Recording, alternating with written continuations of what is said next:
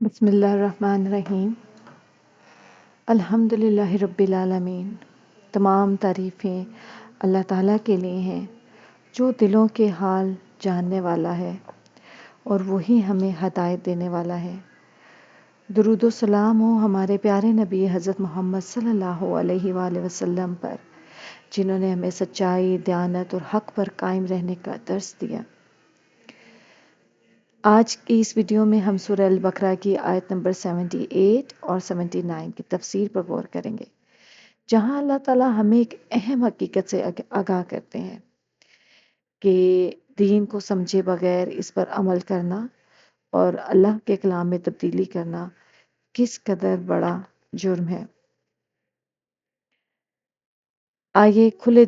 دل اور سچی نیت کے ساتھ اللہ کے پیغام کو سمجھنے کی کوشش کریں، تاکہ ہم علم کے ساتھ ایمان کو مضبوط بنا سکیں اور گمراہی سے محفوظ رہ سکیں۔ تو آج ہم پڑھیں گے آیت نمبر 78 اور 79۔ پہلے ہم اس کا لفظ بہ لفظ ترجمہ دیکھ لیتے ہیں۔ وَمِنْهُمْ، اور ان میں سے کچھ، امیون، ان پڑھ ہیں، لا یعلمون، نہیں وہ علم رکھتے، الکتاب، کتاب کا، الا، سوائے، امانیہ، تمناؤں کے، وَإِن، اور نہیں، ہم، وہ، الا، مگر، یظنون، وہ گمان کرتے۔ اور ان میں سے کچھ ان پڑھ ہیں، نہیں وہ علم رکھتے کتاب کا سوائے تمناؤں کے، اور نہیں وہ مگر وہ گمان کرتے ہیں۔ فویل، پس ہلاکت ہے، للذین، ان کے لیے جو، یکتبون، لکھتے ہیں، الکتاب، کتاب کو، بِأَیْدِیہم، اپنے ہاتھوں سے، ثم، پھر، یقولون، وہ کہتے ہیں، ھذا، یہ، من عند اللہ، اللہ کے پاس سے ہے، لیشتروا، تاکہ وہ لے سکیں، بہ، بدلے اس کے، ثمناً، قیمت، قلیلا، تھوڑی، فویل، پس ہلاکت ہے، لہم، ان کے لیے، مما، اس سے جو، کتبت، لکھا، ایدیہم، ان کے ہاتھوں نے، وویل، اور ہلاکت ہے، لہم، ان کے لیے، مما، اس سے جو، یکسبون، وہ کماتے ہیں۔ اور ان میں سے کچھ ان پڑھ ہیں، وہ کتاب کو نہیں جانتے سوائے جھوٹی آرزوؤں کے، اور بس وہ صرف گمان کرتے ہیں۔ چنانچہ ان لوگوں کے لیے ہلاکت ہے جو اپنے ہاتھوں سے کتاب لکھتے ہیں، پھر کہتے ہیں یہ اللہ کی طرف سے ہے، تاکہ اس کے بدلے میں تھوڑی سی قیمت لے لیں۔ چنانچہ ان کے ہاتھوں نے جو لکھا، اس کی وجہ سے ان کے لیے ہلاکت ہے، اور جو وہ کماتے ہیں اس کی وجہ سے ان کے لیے ہلاکت ہے۔ اب یہاں پر کن کے بارے میں بتایا جا رہا ہے؟ یہ ایک مسلسل ایک تسلسل بنتا ہے۔ جب ہم پچھلی آیات کو پڑھتے ہیں تو پھر ہمیں سمجھ آتی ہے کہ پچھلے کون سا مضمون چل رہا ہے اور یہ آیات کن کے بارے میں ہے۔ تو اگر آپ نے پچھلی ویڈیو ساری غور سے سنی ہے تو آپ کو بہت اچھے سے معلوم ہوگا کہ یہ سب بنی اسرائیل کے بارے میں کہا جا رہا ہے۔ پہلے بنی اسرائیل کے بارے میں جتنے ان کے ساتھ احسانات اللہ تعالیٰ نے کیے ہیں، اللہ تعالیٰ نے وہ بتائے، اور پھر اللہ تعالیٰ نے بتایا کہ کس طرح سے وہ کرتے تھے کہ وہ اپنی آیات کو بھی وہ بدل دیتے تھے، لیکن وہ اللہ کو نہیں مانتے تھے، اور اللہ کی جو آیات ہوتی تھی اس میں تبدیلی کر دیتے تھے، اور کیا کرتے تھے کہ ناحق جو نبی ہیں ان کو قتل بھی کر دیتے تھے، اور اس طرح کے اور بہت سے وہ جو ہیں وہ منافقت کرتے تھے، اور یہ بھی کہتے تھے، اپنے ہی لوگوں کو کہتے تھے، چونکہ تورات میں اللہ تعالیٰ نے بالکل کلیئر بتا دیا تھا کہ ایک آخری رسول مابعوث ہوگا، ٹھیک ہے، اور وہ اس کے انتظار میں بھی تھے اور دعائیں بھی کرتے تھے کہ وہ آخری نبی آ جائے، لیکن جب وہ آخری نبی آ گیا اور عربوں میں سے آیا تو وہ چیز ان کو پسند نہیں آئی، جس وجہ سے انہوں نے ان کو جھٹلایا، اور بالکل ایسے ہو گئے کہ ہم جانتے ہی نہیں، حالانکہ ان کے بارے میں ہے کہ وہ اللہ کے رسول حضرت محمد صلی اللہ علیہ وآلہ وسلم جو آخری نبی ہیں ان کو ایسے پہچانتے تھے جیسے اپنی اولاد کو، اپنے بیٹوں کو پہچانتے تھے۔ تو وہ اپنے ہی لوگوں کو کہتے تھے کہ تم مسلمانوں میں یا جب مومنوں سے ملتے ہو تو ان کو مت بتایا کرو وہ راز جو اللہ تعالیٰ نے ہم میں کھول دی ہیں، یعنی کہ وہ باتیں جو اللہ تعالیٰ نے ہم پر کھول دی ہیں تو رات میں، آپ ان کے ساتھ ڈسکس نہیں کیا کریں، ان کو نہیں بتایا کریں، تاکہ ان کو پتہ نہ چلے وہ اللہ تعالیٰ کے سامنے یہ باتیں کریں کہ یہ تو جانتے تھے، یہ تو پہچانتے تھے آخری رسول کو، اور پھر بھی انکار کرتے ہیں، تو یہ نہ ہو کہ ہمارے اوپر یہ عذاب آ جائے یا کچھ۔ تو کہتے تھے کہ آپ ان کو کچھ نہ بتائیں جو کہ آیات میں، ان کو چھپایا کرو، ان کے سامنے مت وہ راز کھولا کرو، ٹھیک ہے۔ اور انہی میں سے اب یہاں پر کہتے ہیں امیون، کہ ان میں سے کچھ ہیں ان پڑھ، وہ کتاب کو نہیں جانتے، ٹھیک ہے، یعنی کہ وہ نہیں جانتے کہ اس میں کیا لکھا ہوا ہے۔ اور ایک یہاں پہ ایک اور بھی بات بتا دوں کہ نبی کریم صلی اللہ علیہ وسلم کی جو صفت امی بھی اسی لیے ہے کہ آپ لکھنا نہیں جانتے تھے، جیسے کہ ارشاد باری تعالی ہے سورۃ العنکبوت میں آیت نمبر 48 میں، اور آپ اس قرآن سے پہلے کوئی کتاب نہیں پڑھتے تھے اور نہ اسے اپنے دائیں ہاتھ سے لکھ ہی سکتے تھے، اور اگر ایسا ہوتا تو اہل باطل ضرور شک کرتے، ٹھیک ہے۔ اور اللہ تعالیٰ کی اس میں بھی حکمت تھی، ٹھیک ہے، کیونکہ آپ لکھ نہیں سکتے تھے، کیوں؟ کیونکہ اگر آپ لکھ لیتے تو وہ کہتے کہ انہوں نے اپنے ہاتھ سے نعوذ باللہ لکھی ہے، حالانکہ یہ تو خالص اللہ کا کلام ہے، ٹھیک ہے، اور وہی کی صورت میں آپ پہ نازل ہوتا تھا، لیکن چونکہ ان لوگوں کو حجت مل جاتی تو یہ بھی اعتراض کرتے اور ضرور شک میں پڑ جاتے۔ تو نبی کریم صلی اللہ علیہ وسلم نے فرمایا کہ ہم نہ خواندہ لوگ ہیں، نہ لکھنا جانے، نہ حساب میں ہی، نہ کبھی اتنا اتنا اور اتنا ہوتا ہے، ایک دفعہ اپنے ہاتھ کے اشارے سے 29 دن اور دوسری دفعہ 30 دن شمار کروائے، یعنی ہم اپنی عبادات اور ان کے اوقات کے لیے حساب کتاب کے محتاج نہیں ہیں۔ اللہ تبارک تعالیٰ نے بھی فرمایا، کہاں پہ؟ سورۃ محمد میں،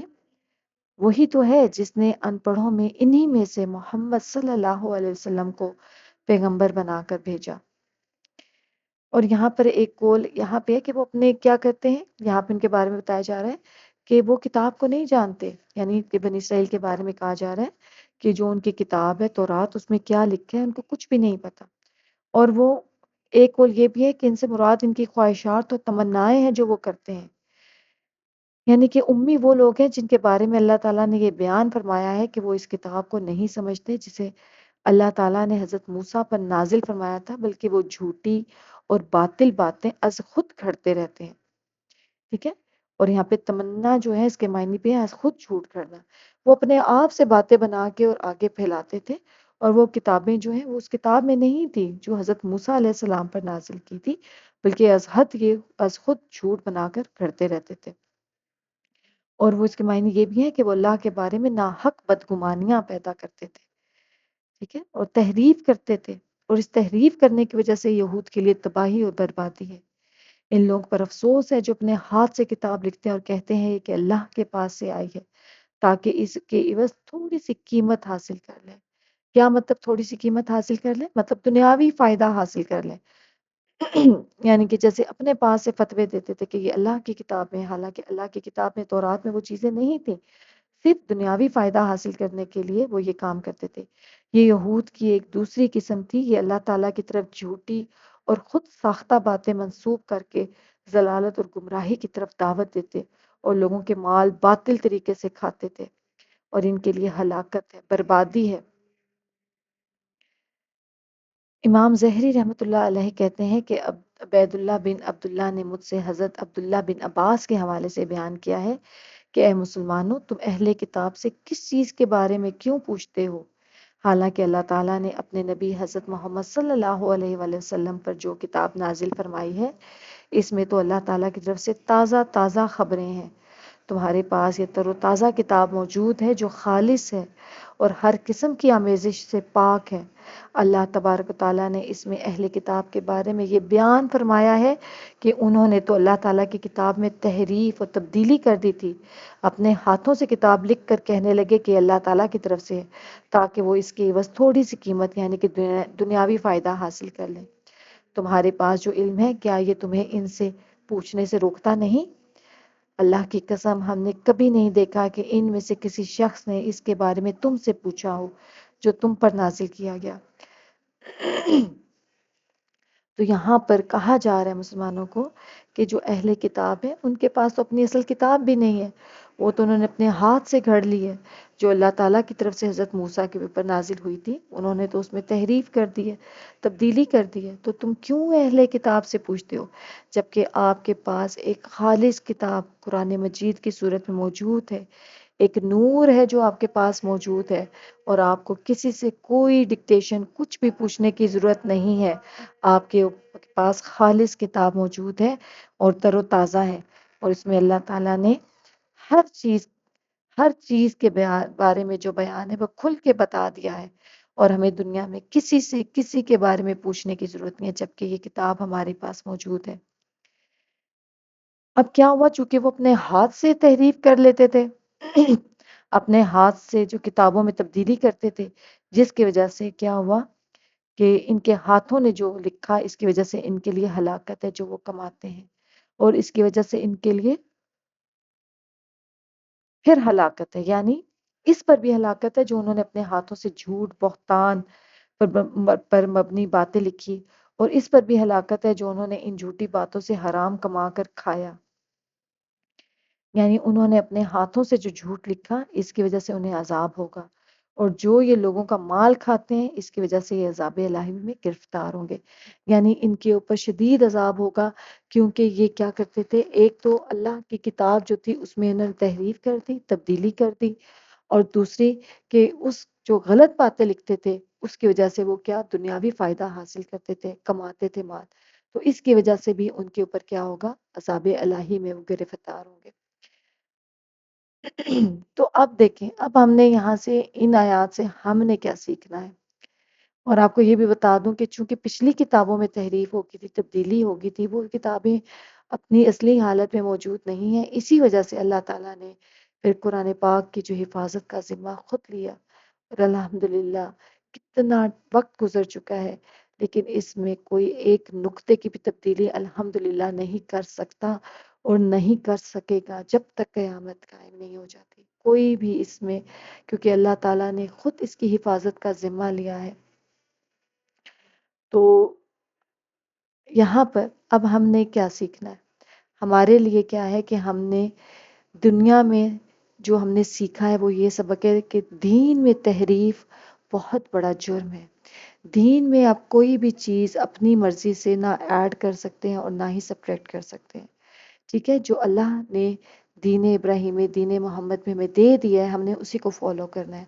اور دوسرا کہ مذہب کو ہم نے دنیاوی فائدے کے لیے استعمال کرنا سخت گناہ ہے، اور حق بات کو چھپانا اور جھوٹ کو دین کے نام پر پھیلانا تباہی کا سبب ہے۔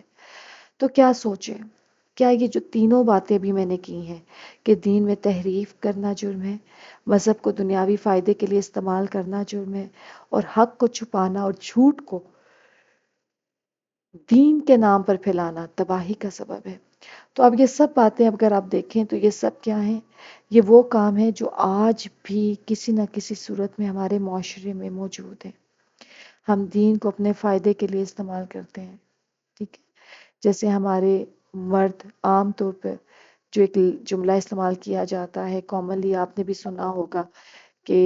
4 شادیوں کی اجازت ہے، ٹھیک ہے، تو اب دین کو استعمال کیا جا رہا ہے اپنے فائدے کے لیے، اور اسی طرح حالانکہ اس کی کچھ کنڈیشنز کچھ جو ہیں وہ آپ مکمل آیات پڑھیں تو تب آپ کو وہ ایک پکچر جو ہے وہ کلیئر ہو جائے گی کہ کہاں پر مرد حضرات کو 4 شادیوں کی اجازت ہے، تاکہ آپ کو ایک کلیئر بالکل ایک پکچر ہمارے سامنے آ جائے کہ ان آیات کا شان نزول کیا ہے، اور ان کے ساتھ باقی آیات جو ہیں وہ آپ پوری پڑھیں تو ہمیں بات کی سمجھ آ جائے گی۔ پھر حق کو چھپانا، ہمیں ایک حق بات کا پتہ ہوتا ہے لیکن ہم اس کو چھپاتے ہیں، کیوں؟ کیونکہ ہمیں پتہ ہے اگر ہم ظاہر کر دیں گے تو ہو سکتا ہے ہمیں نقصان ہو جائے، لیکن وہ وقتی نقصان ہوگا، ہم نے یہ چیز سوچنی ہے، ہم نے ان چیزوں کو اب جو چیز بھی ہم اپلائی سوچ رہے ہیں پڑھ رہے ہیں ہم نے اس کو امپلیمنٹ بھی کرنا ہے، ٹھیک ہے، کیونکہ ہدایت کون سی ہوتی ہے، ایک تو علمی ہدایت ہے جو ہم نے سیکھ لیا، جیسے اب میں نے پڑھ لیا، آپ نے ان آیات کا مطلب سیکھ لیا، سمجھ لیا، ایک عملی ہدایت ہوتی ہے، اب عملی ہدایت کیا ہے کہ ہم نے ان کو اپلائی بھی کرنا ہے، اور اپلائی کہاں کرنا ہے، سب سے پہلے ہم نے دین میں کوئی بھی چیز اپنے پاس سے جو یہ ہوتی ہیں چیزیں ایڈ کرنی کہ اس دن یہ کام نہیں کرنا چاہیے، فلانے دن جمعے کے دن یہ کام نہیں کرنا چاہیے، جمعے کے دن وہ کام نہیں کرنا چاہیے، یا فلانے دن یہ کام کرنا چاہیے، فلانے جب تک ہمیں مکمل نالج نہیں ہو ہمیں کسی چیز پر عمل نہیں کرنا چاہیے اور آگے بھی کسی کو نہیں بتانا چاہیے۔ دوسری بات، ہمیں مذہب کو دنیاوی فائدے کے لیے استعمال نہیں کرنا چاہیے، اور تیسری، اگر حق بات کوئی چیز ہمیں پتہ ہے تو ہمیں اس کو چھپانا نہیں چاہیے۔ اور ان میں آج کے دور کے لیے ہمارے لیے پیغام ہے کہ ہم نے دین کو خود سمجھنا ہے، قرآن و حدیث سے رہنمائی لینا، یہ کتاب ہمارے پاس موجود ہے، ہمیں کسی سے کچھ نہیں پوچھنا، ٹھیک ہے؟ ہاں، آپ کو اپنے انفارمیشن کو انہینس کرنے کے لیے آپ بہت سی جگہوں سے فائدہ لے سکتے ہیں، آپ کو بہت سے لنکس موجود ہیں جہاں پر جا کے آپ فائدہ اٹھا سکتے ہیں، لیکن آپ قرآن کا ترجمہ پہلے پڑھیں، ٹھیک ہے؟ پھر اگر کنفیوژن ہو تو اس کو سمجھنے کے لیے آپ ضرور مدد بھی لے سکتے ہیں۔ اندھی تقلید کسی کی نہ کریں، ٹھیک ہے؟ بالکل آنکھیں بند کر کے کسی کے فٹ سٹیپس پہ مت چلیں کہ نہیں یہ جو کر رہا ہے بندہ بالکل ٹھیک کر رہا ہے، اور دین کو دنیاوی فائدے کے لیے استعمال نہ کریں۔ یہ چیزیں حج کی آیات سے 78 ٹو 79 سے ہم نے سیکھی ہیں۔ اللہ تعالی ہم سب کو ان پر عمل کرنے کی توفیق بھی عطا فرمائے، اور کتاب کو سمجھنے کی جو اللہ تعالیٰ نے یہ جو نور ہمیں دیا ہے اس کو ہمیں سمجھنے کی توفیق عطا فرمائے۔ اللہ تعالیٰ ہم سب کا حامی و ناصر ہو۔ ملتے ہیں آپ سے دوبارہ۔ السلام علیکم ورحمۃ اللہ وبرکاتہ۔